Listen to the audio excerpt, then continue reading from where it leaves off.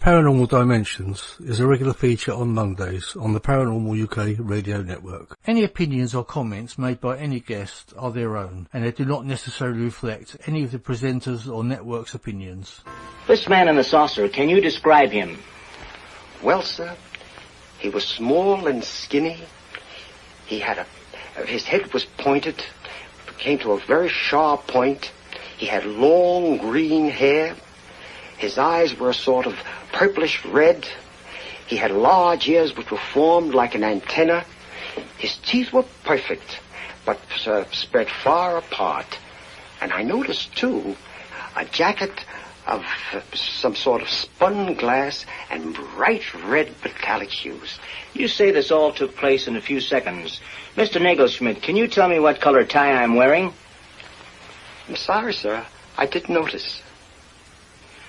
You mean to say you can remember everything about this man from the spaceship, his hair, the color of his eyes, the clothing he was wearing, and yet, after all this time, you can't tell me the color of my tie? But you didn't come out of a flying saucer.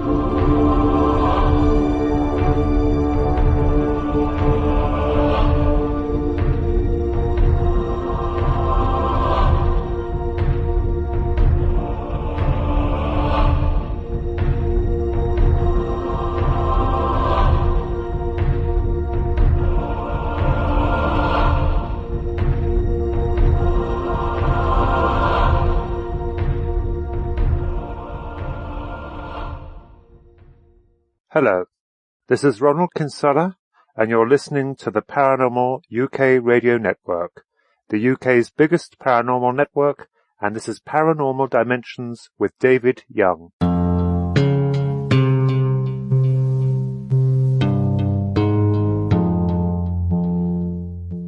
Hello and welcome to the show. Thank you for that introduction, Ronald.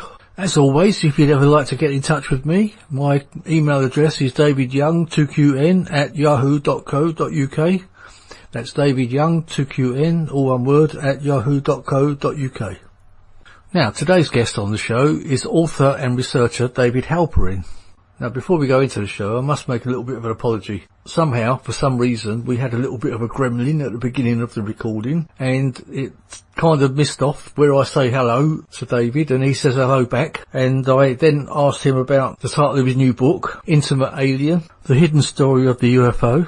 I asked how he came about the title, and I got an answer that I wasn't quite expecting. Basically, his first sentence is, UFOs are an emblem of death. And this is where we'll pick up the conversation with David. Once again, I apologise to both you and David, but I'm sure you'll find everything that David says both thought-provoking and very interesting. An emblem of death, both individually and collectively. And death is the most alien thing we can conceive, and also the most intimate, that it is born within us, bone of our bone and flesh of our flesh, grows with us, is with us until we cease to exist. And yet that state of non-existence is something too alien even to be conceived. I tried to convey this paradox with the title Intimate Alien. Yeah, I understand what you've got. You've got to be a skeptic to, because things need to be proven, don't they? I mean, I understand exactly where you're coming from there. But you, like you say, you're not a disbeliever, you're a skeptic, so things need to be proven to you. That's kind of what you're meaning, isn't it? Not exactly, because I am a disbeliever. I don't believe they exist physically. Right. But I don't dismiss them as bunk. I start out the book by saying that my starting point is that UFOs are a myth. But I don't mean by that what you might think I do. We normally use myth to mean bunk or nonsense or something that's not true. I use it the way Carl Jung used it, and Jung's work on flying saucers is one of the inspirations for my own approach. When Jung spoke of myth, he spoke of something that was not false, but the most profound truth of all. Okay. So is that actually linked to religion in any way? Because we do hear, there's a lot of, if you like, UFO type reports in the Bible, etc. Is this kind of the direction we're going in here? Absolutely. Yeah. I would say UFOs are essentially a religious phenomenon. That a UFO encounter is a bona fide religious experience. And UFO lore is a religious myth that allows those of us who haven't been privileged with a direct encounter to partake of the experience. See, I can go by my own experience. I mean, I did mention to you that just before we started the show, I did actually see a UFO in the night sky in 1960s. I don't think it was 66, 67, something like that. And it was a big oval orange object. So, my seeing that, what does that mean? I don't know. I mean, you are the one deep down who knows. Okay. What did it mean to you? Well, it took me completely by surprise to see this thing going across the sky. And I have to admit, I felt a very warm feeling from it, but it was definitely a real object going across the sky. I don't consider myself to be a religious person, although I do believe in spirit. Obviously, you know, I do believe in, we do go on in the afterlife. I don't know where that takes you. Well, I hope very much that that's true. I have to say I find it very difficult to believe. You do?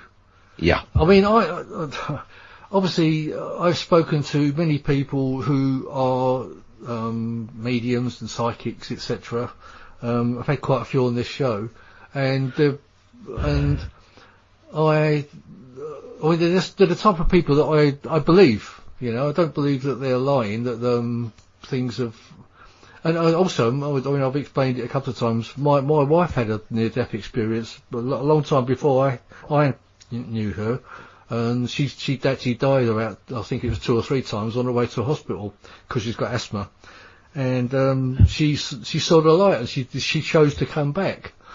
So, apparently, she was given that choice. I mean, I've heard many stories like that, and they do impress me. They do impress me. I mean, clearly, you know, this is near-death experience is not something that I personally have researched, but it's clear to me that it's a real phenomenon. Whether it points to something actually beyond the grave, I don't know. And I sometimes find myself wondering, would it make any difference?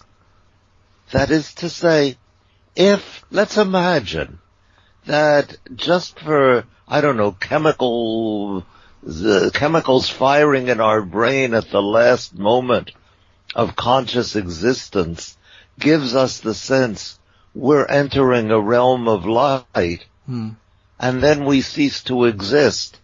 Would that be any different from the experience of actually entering a realm of light?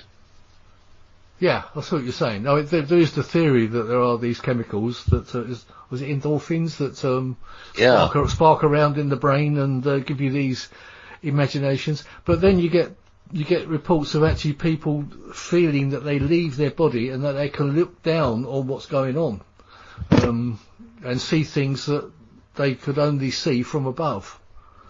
I mean, how would you kind of explain that? I can't, and I don't know how many cases of that sort there are. And I've heard of one where someone saw something on the roof of the apartment building, and I don't know how well documented that is. I've not looked into it, and if it is, then really that is a kind of smoking gun. But I'm just cautious because I have to tell you, I want so badly for that to be true that I've got to be very careful that my wishing doesn't determine my accepting. Yeah. But certainly I'm open to it. Yeah. Yeah, of course, it's one of those things we are not going to find out until the time when we pass over, or not be the case. I mean, some of us are going to get a shock, aren't we? Yeah. Or else you get enough of those smoking guns. I don't know. I mean, I did a blog post on, was a review of Sam Parnia's book, whose title now escapes me, something about near death.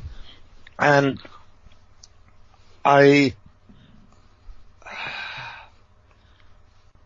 Lord, I've lost my train of thought. Oh, I thought I lost you for a moment. Yeah, no, you got me. I'm trying to locate what I was trying to say. That yes. Okay, that people are skeptical of the near-death experiences, do provide physiological explanations for them, which are all more or less speculative. Okay? And I found myself thinking of the epicycles. Do you know what I mean by the epicycles? No, not really. Perhaps you'd like to explain a little bit. Yeah. Remember that for many centuries, the authority on astronomy was Ptolemy. Yes. Okay, the ancient Greek, and that the Earth is, first of all, the Earth is round. The ancient Greeks knew very well. Even the size of the Earth came pretty close to it. And we're at the center of the universe, and the sun and the moon and the other planets all revolve around us. And this astronomy worked very well for centuries. You could do really impressive things with it, like predict eclipses. And just that there were a few little things that didn't quite fit in, like every now and then a planet would go in the opposite direction from the way it was supposed to go. And the Ptolemaic astronomers, they tried to find explanations for it, and one they came up with was epicycles that say Venus goes around the Earth, and it should go in a continuous circle, but every now and then it doubles back on itself, and that's called an epicycle. Okay, now from the perspective of the 21st century, we can see that all of these were last-ditch attempts to rescue a model of the universe that it worked really well, except not well enough. And the Copernican model, in which the sun is the center of our system and we revolve around the sun, works much better and is indeed the truth. So I found myself thinking, when scientists try to find explanations for the near-death experience, is this the equivalent of the epicycles? A last-ditch attempt to save a materialistic model of the universe. Do you see what I'm driving at here? Yeah, I think I do, yeah. Instead of, that eventually, we may find in another 50 or 100 years, look, these don't work at all, and some new Copernicus or equivalent of Copernicus comes up with a theory of consciousness in which we are immortal. And which is just as scientific as the materialist paradigm. It's just a more advanced kind of science. And then, I imagine sometimes a science class of the 30th century where the kids are saying, what? You mean they used to think that consciousness just disappeared when the body dies? Did they think that the energy in the body also just vanishes? Well, no. They knew that the energy persists, but they didn't grasp yet that consciousness persists. You see what I'm saying? Yeah, I do. Yeah. So we may, for all I know, the NDEs, the near-death experiences, are the threshold of some new science of human consciousness, which now we can't imagine, and we stick with the materialist paradigm because that's proven its utility 10,000 times. Just as Ptolemaic astronomy did in its day. I mean, if you can predict a lunar eclipse, boy, you really know how the universe works. I mean, let's look at from a psychic medium's point of view. What are they actually seeing then? Do you think? I don't know. I mean, but I'm in the materialist paradigm, and I'm going to have to say from the materialist paradigm that they are fakes, or they're in some way deluded. Right. Okay. Now I'm going to say maybe that we can accept a paradigm provisionally while recognizing that it is just a paradigm and that in 50, 100, 200, 500 years, I don't know how long, it may be discarded. And our science teacher will have to explain how people could have been so dumb as to not realize that consciousness survives death. Yeah, cause, I mean, I have to say, I do know several people that they're convinced that they are seeing people on the other side, or getting senses of people on the other side. And I all I can say is that I believe their word. I know that I don't believe they're lying to me, but I can see what you're saying from a skeptic point of view. You've got to be skeptic first. You can't just jump in and say I believe in everything that you're told. You've got to look at it from with UFOs, ghosts, anything like that. You've got to see, find an answer to what it is a normal answer. I can see exactly what you're saying, because the unfortunate thing is we can't prove anything, can we? Well, what we can do is we can come up with a paradigm, an explanatory model that makes sense of as much of the data as it can. And if it leaves a few things out, if there are a few loose ends, we may just have to say, we'll call it epicycles. We're not going to junk a system of astronomy that's been around for 1,000 years and that's worked really well. And now that this guy Copernicus has come along, he offers us a better option. Yeah. I think we're going to have to stick with the materialist paradigm till somebody offers us a better option. Now, in a way, we've sort of gone from UFOs to life after death, which is perhaps the more important existential question, but it also raises all sorts of problems that UFOs don't raise.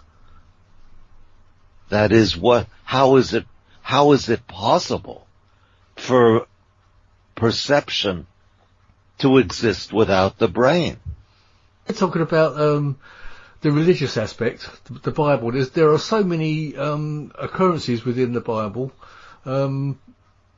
which kind of goes along the route of UFOs and mediumship and all sorts of other paranormal occurrences. How would you explain those? Well, let's make some distinctions. Okay. That, to me, the UFO in the Bible is the vision of Ezekiel. Yeah. And that's described in the first chapter of the book of Ezekiel. I have a I have a number of Bibles about 10 feet away from me, and if necessary, I'll go over to the shelf and pull one down. But we'll just describe that Ezekiel sees a great wind come out of the north, a fire flashing up. Out of the midst of the fire come 4 living creatures, each one with 4 faces, an ox, a lion, an eagle, and a human, and each has 4 wings. And then while he's looking at the living creatures, he sees a wheel on the earth, and then they seem to be 4 wheels within a wheel, so in the sky, and it says that their appearance was as a wheel within a wheel, and we don't know what he means by that. And as for their rings, they were high and they were dreadful, and their rings were full of eyes round about. And then above the living creatures, above the wheels, there is what he calls a firmament, a sort of solid platform. Above the firmament, there is a throne. Sitting on the throne is a figure half of fire and half of something called chashmal, which in modern Hebrew means electricity, but I'm assuming that's not what Ezekiel meant. It's not quite clear what he did mean by that. And then it'd be interesting if he did mean electricity, wouldn't it? Yeah, it would be fascinating. The word is translated, it's Hebrew as chashmal. It's translated in Greek as electron, in the old Greek translation of the Bible. And that's where we get our word electricity from, and that's why the shapers of modern Hebrew chose chashmal to be electricity. But, who knows? Anyway, then the being on the throne begins to address Ezekiel, and, if we're thinking Ezekiel sees a UFO, meaning a spaceship, then you'd expect some sort of cosmic revelations. Instead, no, Son of Man, I send you to the house of Israel, a nation of rebels who have rebelled against me, they and their fathers, to this very day. And it gives Ezekiel a set of quite parochial messages to the wicked children of Israel, which is a bit of a come down. Now, I still think that what Ezekiel is describing is a UFO, but remember, when I say UFO, I don't mean a spaceship, because that's not what I think UFOs are. Right. I've already told you that I think that they don't exist physically. There's something that comes from inside us.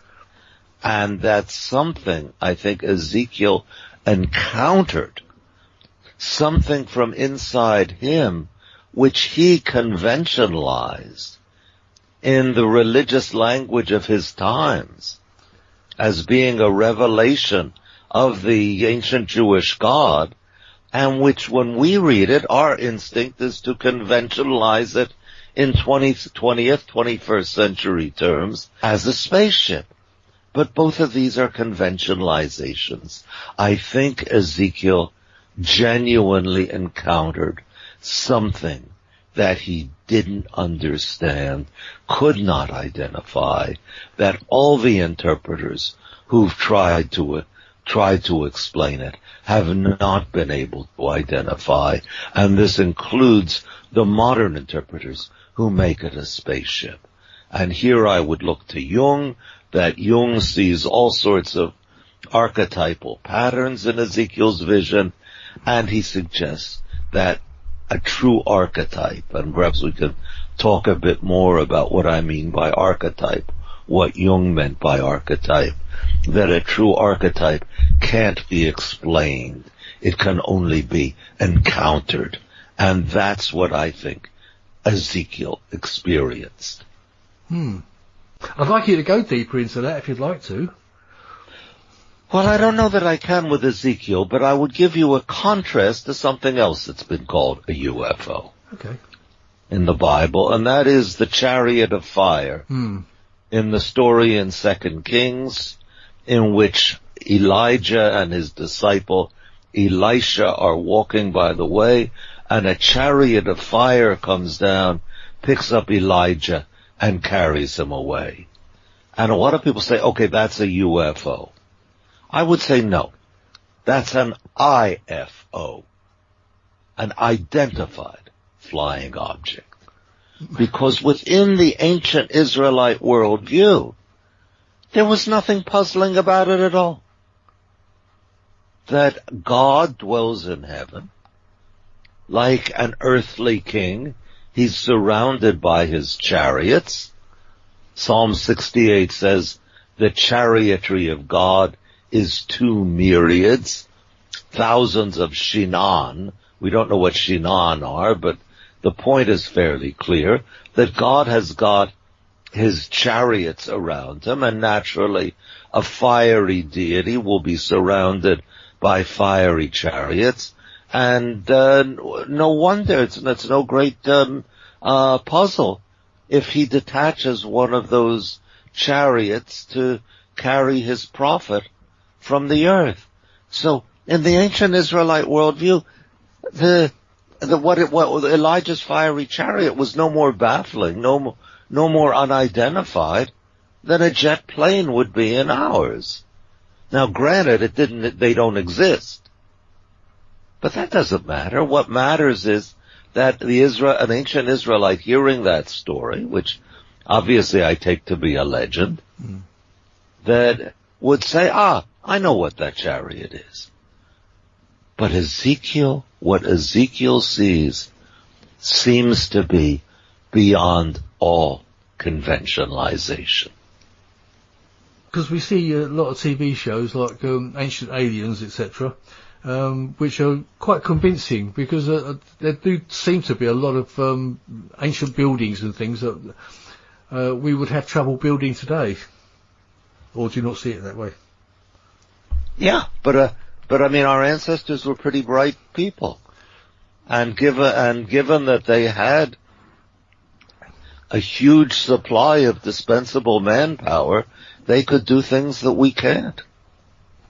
Yeah, I mean, the manpower. But do you think that the actual tools themselves would have been up to what they needed to do by pulling those rocks, the stones, which are hundreds of tons, I think even thousands of tons in some cases, would ropes and sticks and pulleys and things actually do that job? Yeah, I think that the people who've researched, the Egyptologists don't find any problem in that. And my old friend Ed Meltzer, who published an article in Fate magazine about these things, describes that we've gotten from ancient Egypt a school exercise in which young engineers are being trained to deal with problems like putting up the pyramids. Yeah, I mean, I think Daniken has a number of different arguments. One is the supposed impossibility of putting up these grand structures, and another is the pervasiveness of certain ancient myths and legends. And that's the part of his argument that I get interested in. That where he says, for example, that the legends, the myths and legends of all peoples refer to giants. So the giants must have existed. And my own response to that is, yeah, the giants did exist. When we are 6 months old, we are attended by giants who pick us up when we're crying and feed us when we're hungry. And those memory traces are going to remain. Yeah. And that is what interests me, how those memory traces are transformed into powerful myths that seem inherently true. This kind of leads me on to another thing. If UFOs were kind of a thing of our imagination, why have militaries all over the world spent so much time and money investigating them? That I would find a fairly simple question. That we can't swear to it that they're imaginary, and as long as there are different militaries that are potentially in a state of war with each other, you've got to make sure that an enemy country is not infiltrating your airspace. And I think from the beginning that was the agenda of the various Air Force projects investigating UFOs.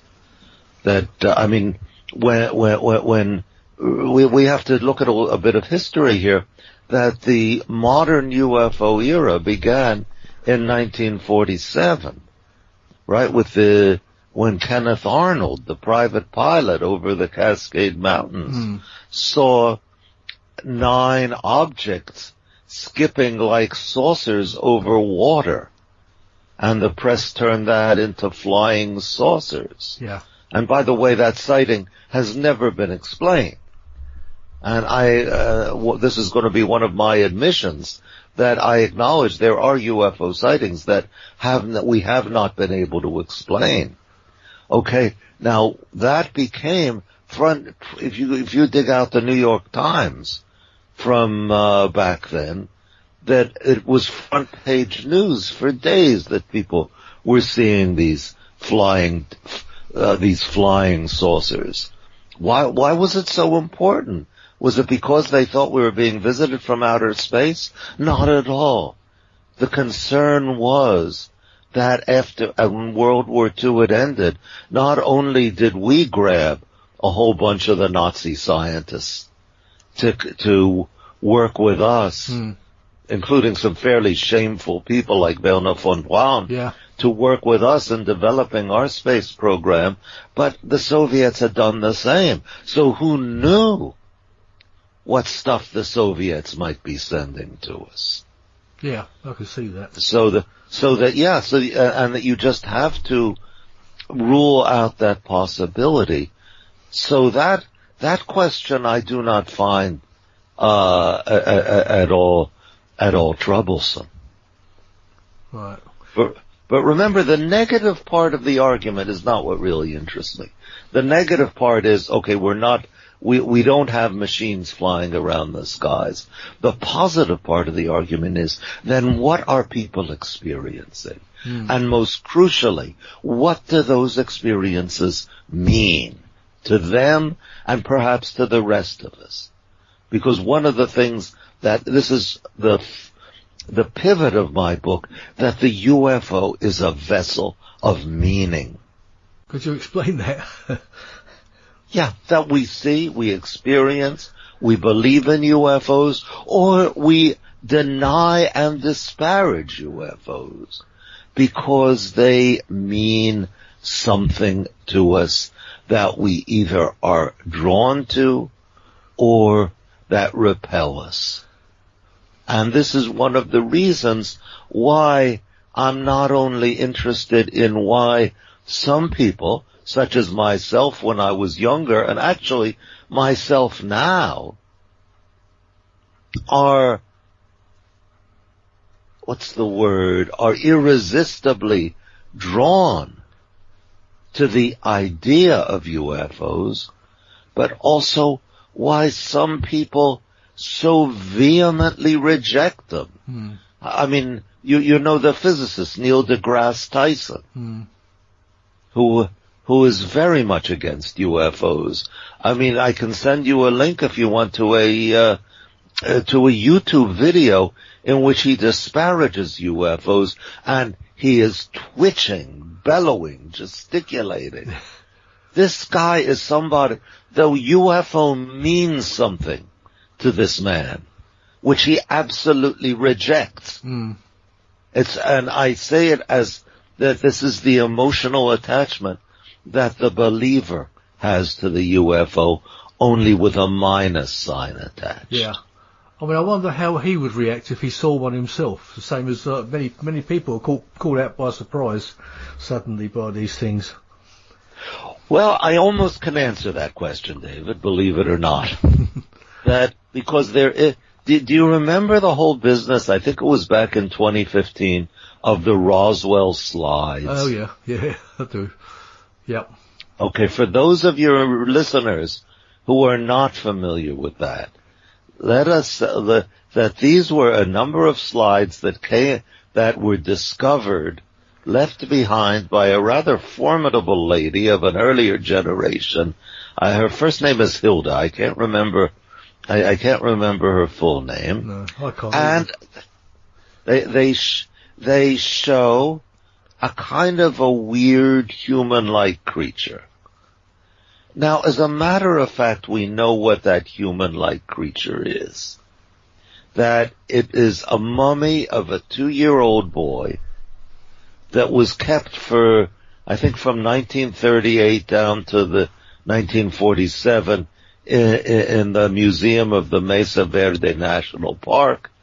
And Hilda and her husband were inveterate travelers, and they took lots of photos. Those were the slides that survived, and they took a few photos of this mummy. I mean, the slides are, some people have said the slides are fake. They're not fake. They're perfectly genuine pictures of a human mummy. Okay. For reasons that are not rationally, don't make much sense, but I think psychologically do, a lot of people who saw these pictures decided that they were aliens possibly from the Roswell crash. Even though if you look at even though if you look at them without any preconceptions, it's clear that they're human. And a fellow named Adam Dew was making a movie about them called Kodachrome. I don't know if the movie ever got made because the whole thing blew up in his face before he had a chance to make the movie. But he did manage to buttonhole Neil deGrasse Tyson in what seems like a what do you call it, an indoor shopping mall. And you gotta imagine the scene. I suppose Tyson is walking along wondering, can I go into Victoria's Secret without anybody seeing me, or something like that, where am I going to find ski poles or something like that? And along comes this Adam Dew, and he shoves under Tyson's nose a photo of this mummy. And Tyson says, okay, so maybe this is a real-life alien that landed. Fine. Come back when you got. And then he doesn't answer the sentence. He doesn't finish the sentence. Because how could he finish it? Do you see what I mean? That once he's granted that this is likely to be a photograph of an alien, what more could Adam Dew possibly have produced? You see where I'm going? Yeah. So now we know that that Tyson, the inveterate debunker, seeing a photo that in retrospect and with sound, more or less calm judgment, we know is just a human mummy. His mind jumps to an alien, and he says, yeah, fine, maybe it's an alien that landed. Can you imagine what an admission that is? Indeed, yeah. I mean, so that I was going to say, but also quite a few people jumped on the bandwagon, didn't they? Like people like Jaime Maussan and a few other serious UFO investigators were taken in by it. Yeah. I mean, and one who wasn't was Kevin Randall, right? That Randall was clear from the beginning that this was not a space alien. And he says, it was obvious, he says. And I would just change that to it should have been obvious. But what I would say is that there was something that overrode our rational awareness that this was a human child. And that's what interests me. The something. That to me is the real UFO, the real unidentified object, which is not physically real, but psychically real. Yeah. And besides those photos, we had the case of the fake alien mummies as well, didn't we? Where, the alien autopsy. And also, and in addition to that, the alien autopsy. Yeah. But I mean, the photos to me are more interesting because they're not fakes. Nobody tried to create them in order to fool people into thinking they were Roswell aliens. So, a traveler, a woman traveling in, I suppose, around 1945, saw, this is an interesting museum exhibit, took the pictures. It's only later that they were discovered, and that association, which made no logical sense, but made powerful psychological sense, was made. Yeah, I mean, but do you feel that some people try to make money out of it? Because I do understand that some people made millions out of it. Yeah, I mean, I'm willing to grant that, but my sense is that ufology, on the whole, is not a particularly lucrative profession. No, it's not. I know that. So, the people, I mean, did Adam really believe that these were space aliens? My inclination would be to say, yeah. In retrospect, he should have known better, but he didn't. And lots of others didn't. Like, there's a YouTube video in which he shows the photos to, passers-by on Michigan Avenue, I think, in Chicago. And one of them says, "Oh, look at that oval face, those big eyes."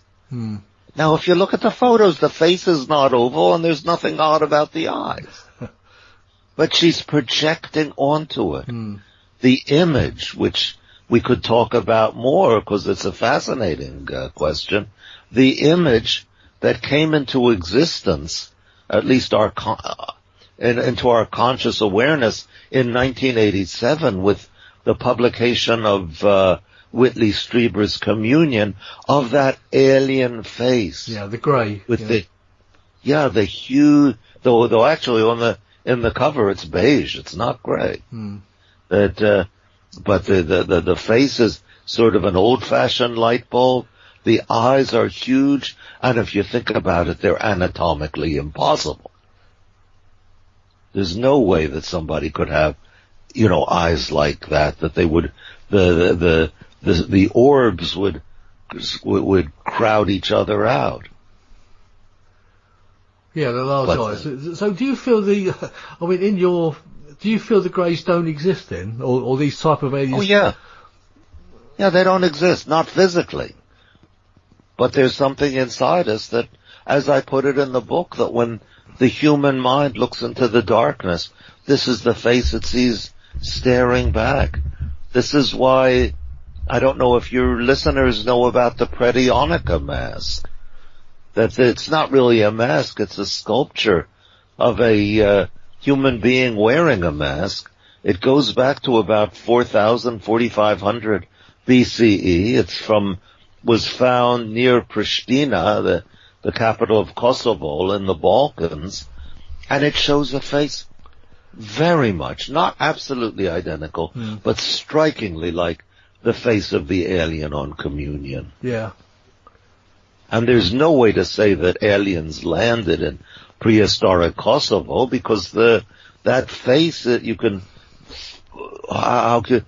put it very comfortably within the development of the art of this culture. I can't remember the name that we give the prehistoric culture, but it's as if that is, when we look into the darkness, this is the face we see looking back. And this is why this, to me, is the most amazing thing about Whitley Strieber's book, that many thousands of people wrote to Strieber saying, "I've experienced those creatures. I did, yeah. I'd forgotten, but when I saw your book, I remembered.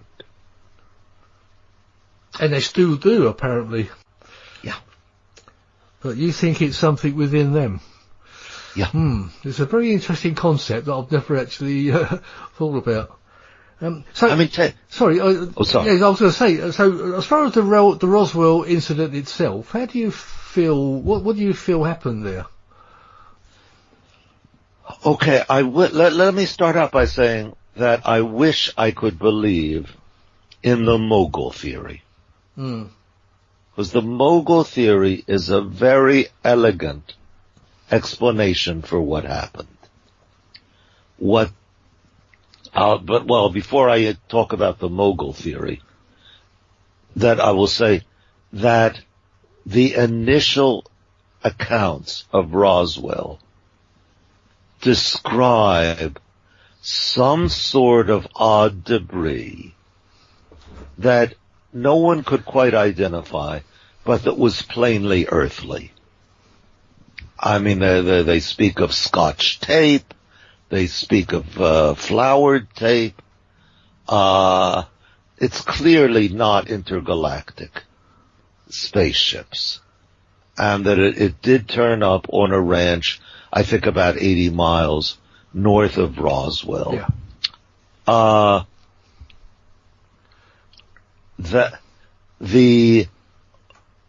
Nobody at the time reported corpses. We don't hear a single word about corpses until 1978. Didn't Mac Brazel actually report some beings? Don't think so, no. At that time? No. Nope. All he described was this sort of tinfoil-like junk lying around his ranch. Wasn't a word about beings. Oh, well, I maybe misunderstood the story, but I thought he said someone mentioned something about little green men, and he said something about they weren't green, they were grey. Not that I can remember. If you got a reference, send it to me. Yeah, sure, I'll have to dig into that now, because he was actually taken onto the base and he was kept there for a number of days. And apparently, when he came out, he had a brand new vehicle, and I think he left the area. But it seemed like he was given some hush money of some sort and sort of sent on his way. I think that's part of the legend. I don't think that he was kept on the base. I think that he reported his discovery supposedly after a few weeks that the stuff had been lying around, although to me there's problems with that also, to the sheriff's office and the sheriff of Chavis County, and the sheriff's office notified the people on the base, who then issued, and this is to me one of the more baffling parts of the story, they issued a press release saying that the many rumors about the flying disc, this was shortly after Kenneth Arnold had his sighting, the many rumors about the flying disc became reality yesterday when the intelligence office of, I think it was the 508th Bomb Group, came into possession of a landed disc. Worth noting, it didn't say crashed. Landed disc through the cooperation of a local rancher and the sheriff's office. And then about the press release announced that whatever this was being flown off to Fort Worth to higher headquarters, and then at Fort Worth, the high military higher-ups said, oh, this was just a weather balloon.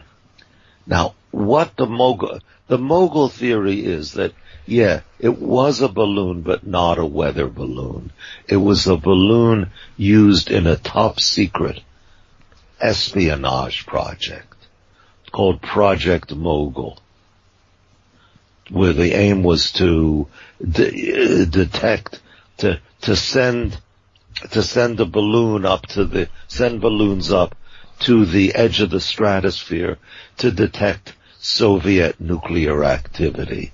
and that one of these balloons came down on Mac Brazel's ranch. And that will explain why nobody recognized it. It wasn't an ordinary weather balloon.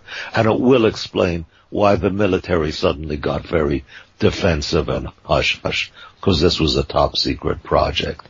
And I love that explanation. It's elegant, it's persuasive. It just has some really bad problems. Well, they've actually changed their story a few times over the years, haven't they? Well, I think they've settled on Mogul. That Mogul is the official one. The problem is that there was a finite number of flights, and most of them were traced to places other than Roswell.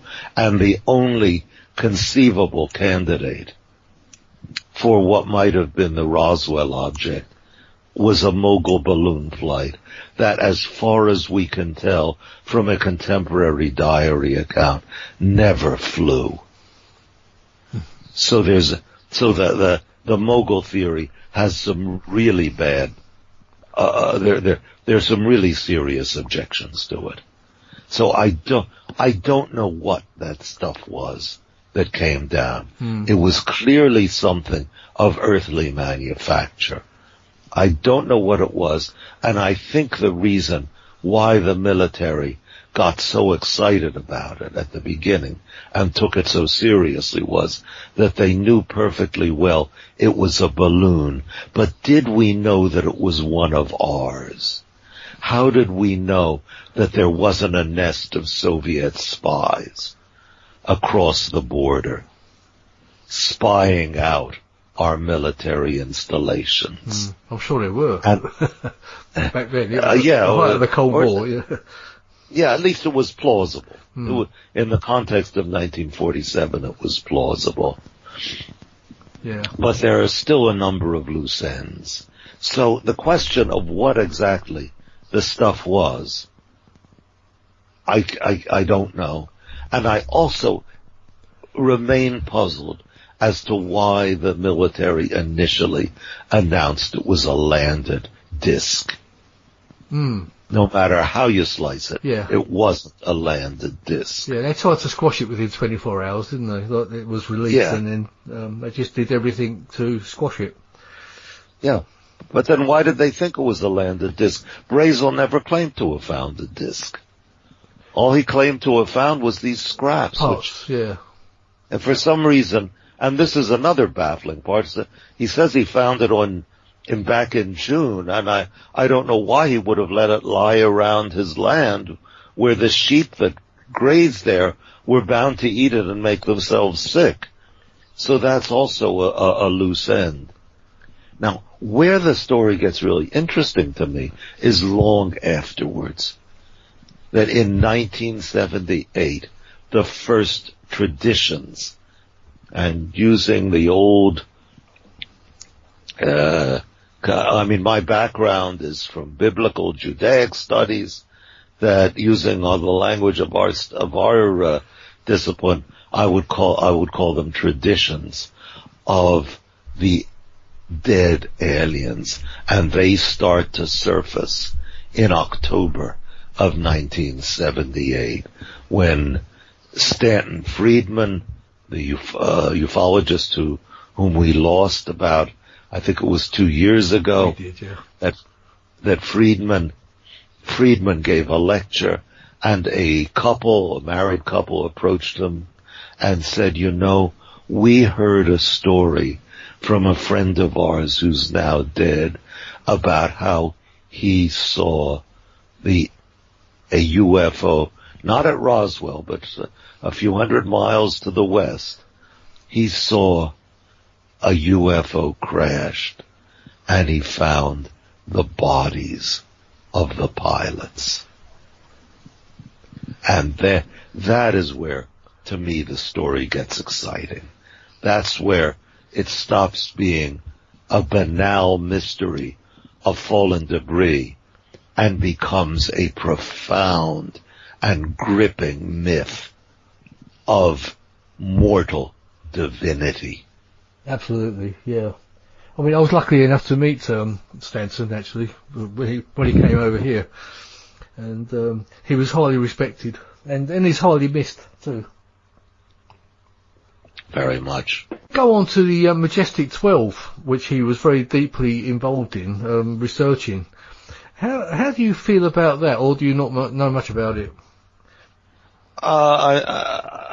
Everything that I've seen leads me to think it's a forgery. You do, but it's one of those things that it's probably we'll never know.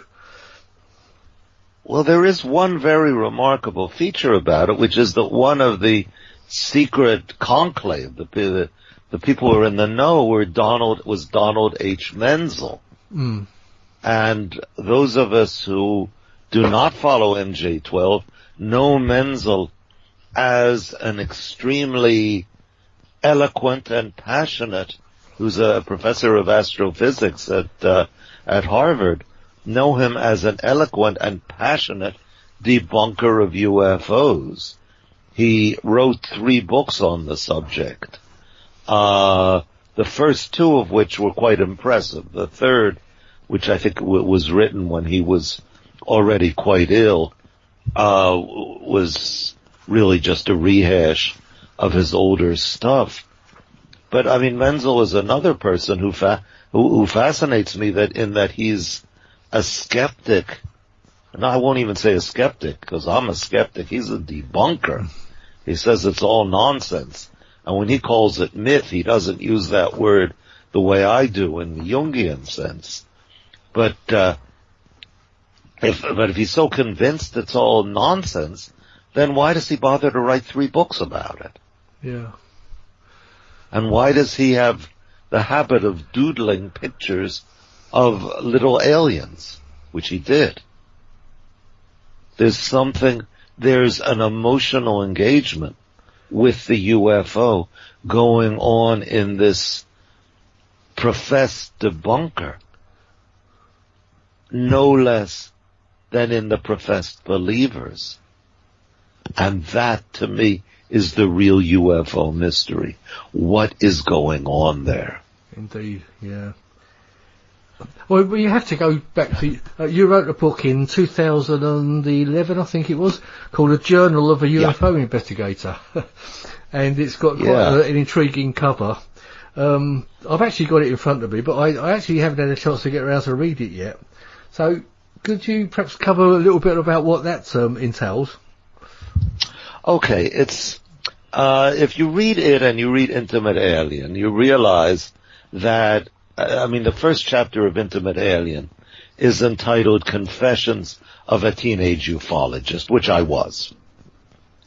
And that I put my teenage ufology in the context of growing up in a house with a young dying mother.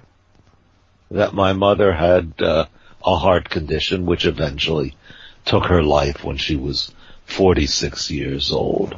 And I describe this story in Intimate Alien more or less the way it happened, and I connect that I see that as the context for my fascination with UFOs, which obviously has not faded. Otherwise, I wouldn't have written 2 books about UFOs.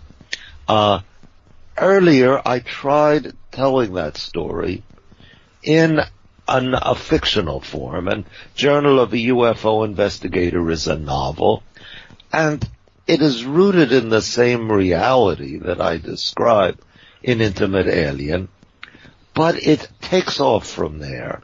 And I think I'll have to take 2 incidents from the book to clarify what I mean by that. Please, yeah. I remember when I was 13 years old, 12 going on 13, and I first discovered UFOs, I imagined myself standing out on a cold night, in a cold starry night, and seeing a glowing red disk pass across the sky, very much like the orange object you've described to me. What you actually saw, I envisioned. I imagined myself as seeing. And I started the Journal of a UFO Investigator by asking myself, suppose I had seen it, and suppose it had come down to Earth, what would have happened then? And that was the starting point of the fiction in Journal of a UFO Investigator. Another was a dream I had when I was 15 years old, that I was in this rambling old farmhouse in the country with a group of highly serious teenagers like me, dedicated to exploring the mysteries on the fringes of science. And among them was a beautiful blonde in an evening dress. And then I woke up. In Journal of a UFO Investigator, I imagined what would have happened if I hadn't woken up. And how the protagonist, whom I call Danny Shapiro, and I can tell you, if you want, why I picked the name Danny Shapiro for my protagonist, who was kind of a stand-in for me.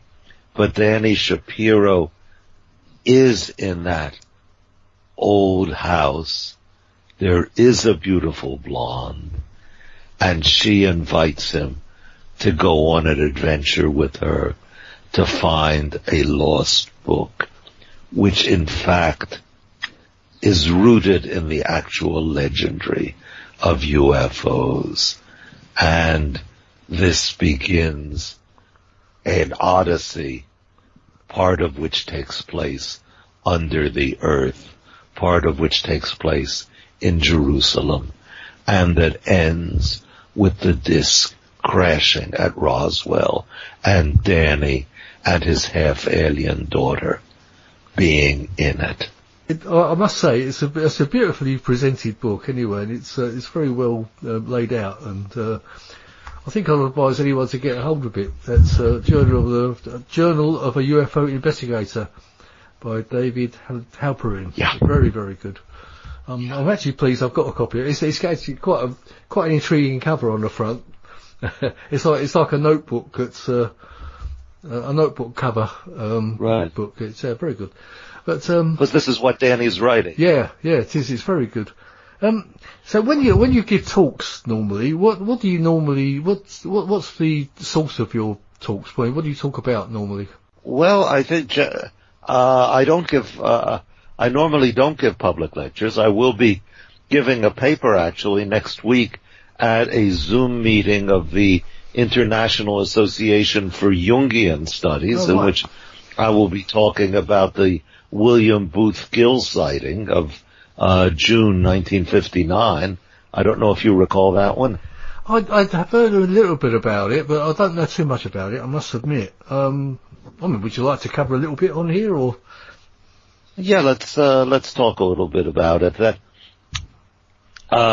an Anglican missionary from Australia. It takes place at a mission on the coast of Papua New Guinea, and the man who's come down as the primary witness was an Anglican missionary named William Booth Gill, but he was joined in the experience by a couple of dozen of his Papuan parishioners. And what they saw was a number of discs that came down quite close to them, and they saw walking on the upper surface of one of those discs 4 men. Not Greys, not spacemen, but 4 men. Gill said there is no doubt they are human, with exception of one odd detail, they were glowing, which human beings generally don't tend to do. No. And the spaceships approached as the clouds dispersed, and then they disappeared as the clouds thickened. That is what Gil saw, and that is what 25 out of, I think it was 38 Papuans who were present saw along with them, and they all signed their names to sketches of it. Now, I think we know what they were looking at. They were looking at the planets Jupiter and Saturn, and at the stars Rigel and another one, the name I do not recall. And the reason why I think we know this is that when they've plotted the locations of their UFOs, that they correspond quite closely to those bright heavenly objects. But if that was what they were looking at, it was not what they saw. And what I'm interested in is, why did they see what they saw? Which did not exist in physical reality, except in the sense that Jupiter and Saturn obviously exist, but came from within them. And how, and this is really, to me this is the single most baffling question of UFOs in general. We do have multiply witnessed sightings of things that I would go so far as to say can't have been physically present. How does that work? You've left my head spinning a little bit, I must admit. I'm beginning to wonder, what did I see now back then? But I'm still convinced it was a physical thing. But you made me wonder now.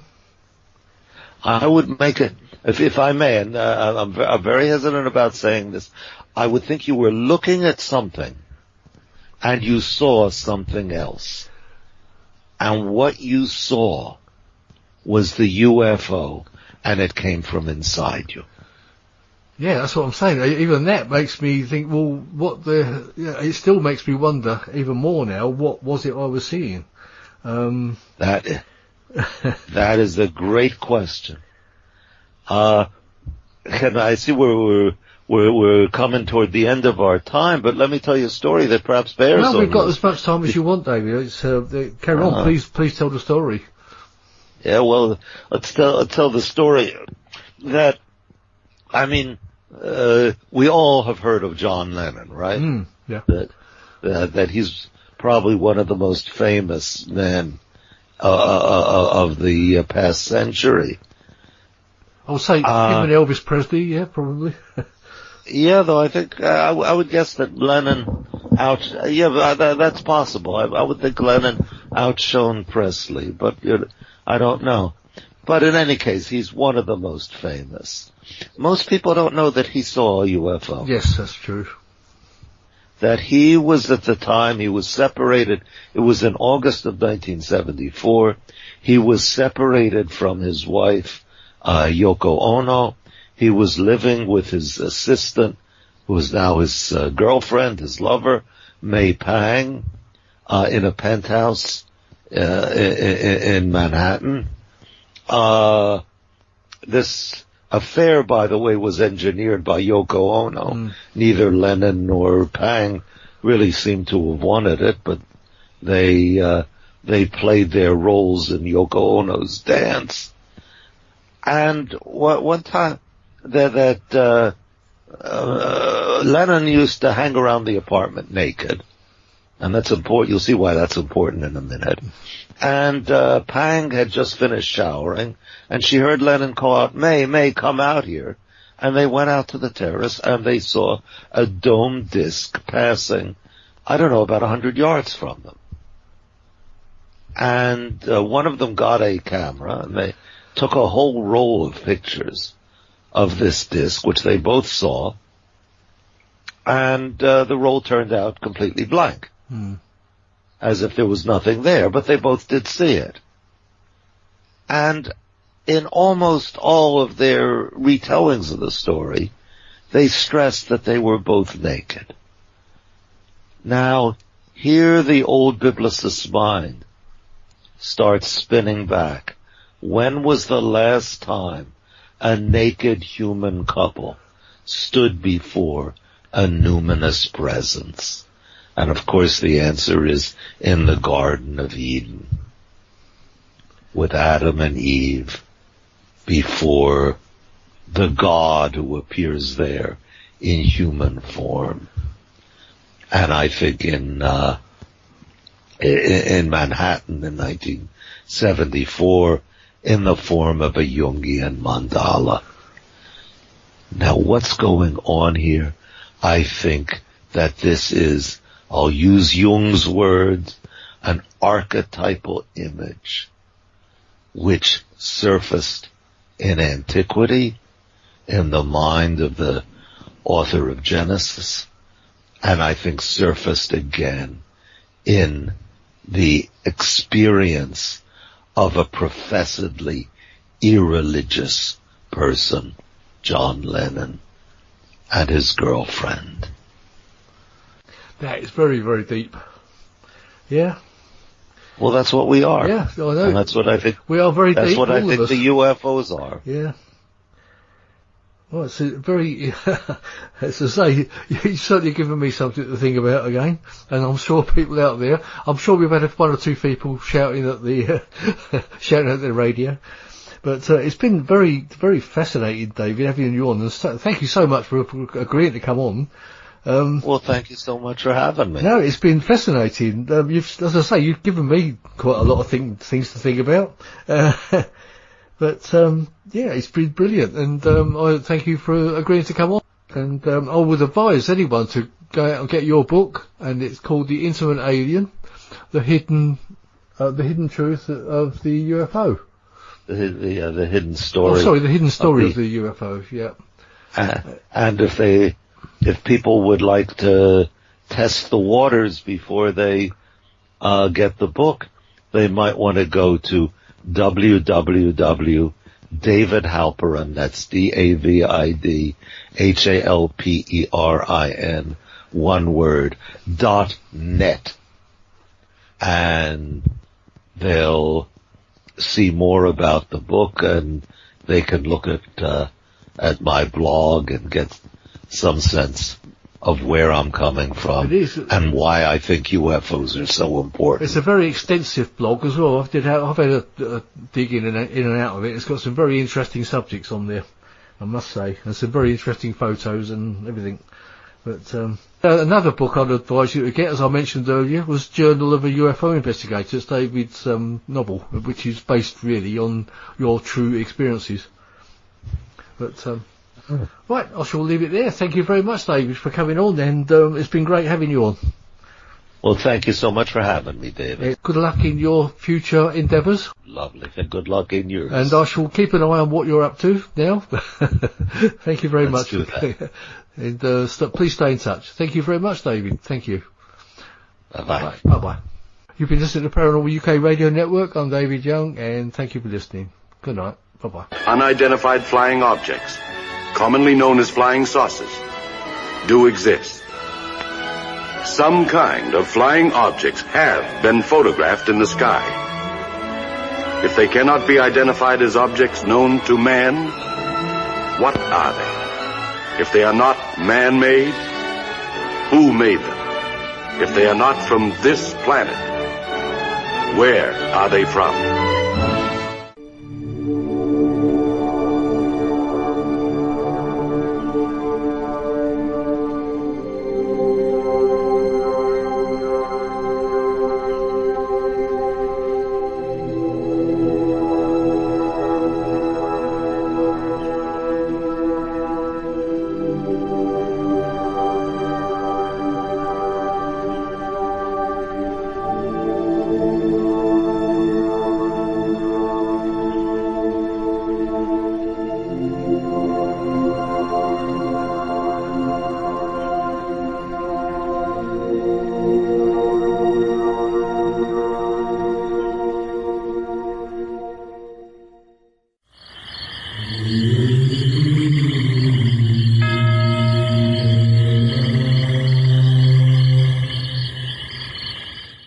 Paranormal Dimensions is a regular feature on Mondays on the Paranormal UK radio network.